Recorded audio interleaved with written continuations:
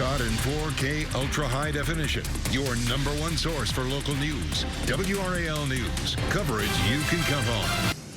And kindergarten through 11th graders almost done with school. A few more weeks to go. This morning, a guest will join us with some tips on how to create better screen time habits this summer.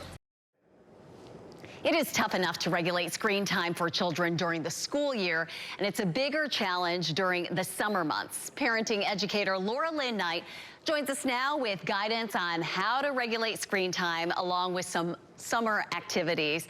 Welcome, Ms. Knight. We appreciate you joining us and talking about this. I know this is on a lot of parents' minds, you know, screen time, default for a lot of parents. But here's the thing, right? Not all screen time is bad. There can be some benefits to screen time, right?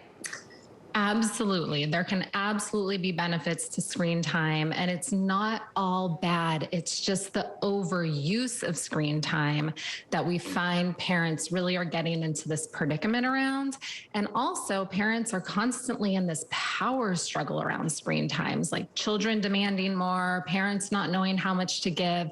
So the families that I work with, it's always like, how do we find that balance? That is the million-dollar question, right? And you mentioned overuse. How do you know when screen time is becoming a problem?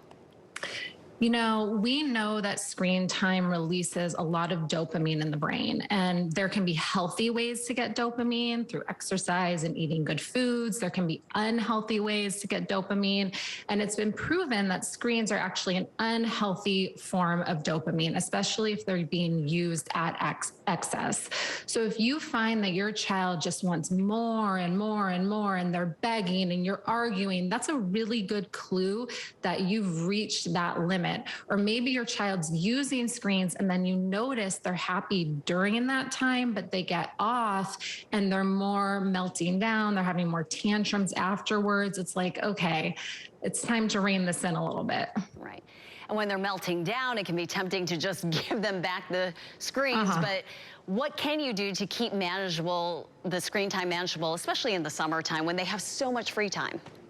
They have so much free time. You know, I just entered into summer with my 2 children also. And so we're finding that balance.